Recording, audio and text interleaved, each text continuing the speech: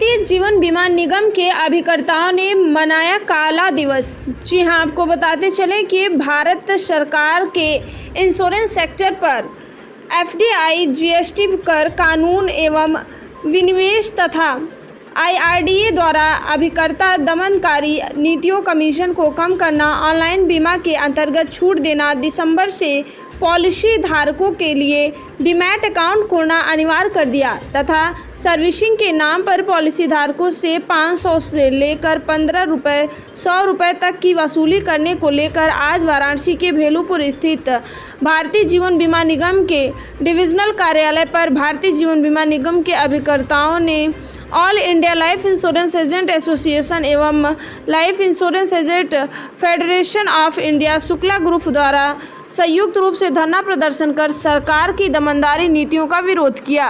प्रदर्शन में मुख्य रूप से all India life insurance agent association के राष्ट्रीय अध्यक्ष SR ठाकुर, राष्ट्रीय कोषाध्यक्ष RK त्रिपाठी, राष्ट्रीय सचिव राजकुमार गुप्ता, वाराणसी डिविजनल काउंसिलिंग के अध्यक्ष कपिल देव सिंह, महामंत्री स्वर्ण सिंह सहित सैकड़ों अभिकर्ता उपस्थित थे।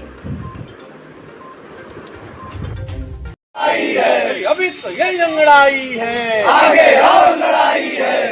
प्रबंधन तेरी हिटलरशाही नहीं चलेगी, नहीं चलेगी। हर दम है तेरे दमन में कितना, देख लिया है देखेंगे। हर दम है तेरे दमन में कितना, देख लिया है देखेंगे। भ्रष्ट सरकार की हिटलरशाही नहीं चलेगी, नहीं चलेगी। SR Thakur, all India life insurance agent association का राष्ट्रीय अध्यक्ष, आज भारतीय जीवन बीमा निगम मंडल कार्यालय पर उपस्थित होकर के मैं अपने साथियों के साथ यह संदेश देना चाहता हूं कि आज भारत सरकार की नीतियां पूरी तरीके से व्यवसायीकरण, सेंट्रलाइज करना चाहती है भारत सरकार, चंद पूंजीपतियों के हाथों में पूरे सिस्टम।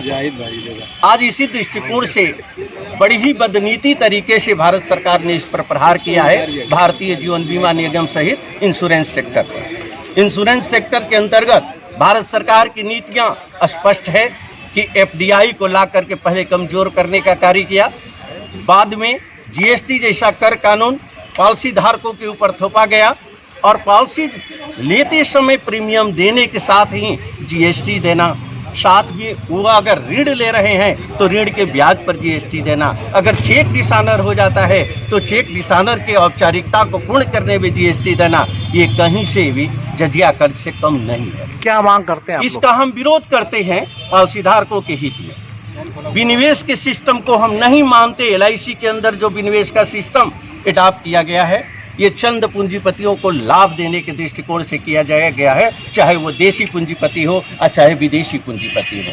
भारतीय जीवन बीमा निगम के अंदर मध्यम तबके और लोअर तबके के लोग अगर व्यवसाय करते हैं, व्यवसाय अगर उनके माध्यम से होता है, पॉलिसी धारक के रूप में है, तो निश्चित रूप से उन्हें ठगने का कार्य भारत सरकार कर रही है।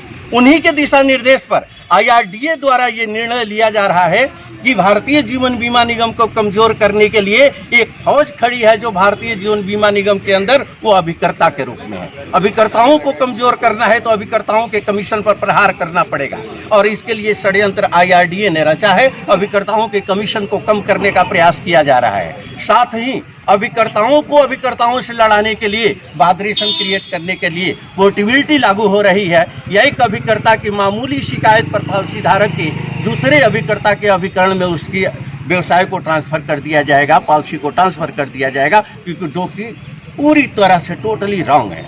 तीसरा, भारतीय जीवन बीमा निगम को कमजोर करने के लिए जहां मध्यम तबके के पॉलिसी धारक हो, न्यूनतम स्तर पर जीवन जीने वाले पॉलिसी धारक हो, उन पॉलिसी धारकों को इस संस्था से मोह भंग करने के लिए, भारतीय जीवन बीमा निगम को कमजोर करने के लिए भारत सरकार की नीतियां हैं। IRDA पर दबाव बना करके ऑनलाइन बिजनेस को प्रमोट करने का प्रयास किया जा रहा है और ऑनलाइन के अंतर्गत शुरू के दिनों में 20% छूट दिया जाएगा। ये टोटली कहीं न कहीं से भारतीय जीवन बीमा निगम को कमजोर करने का षड्यंत्र है। All India life insurance agent association इसे सफल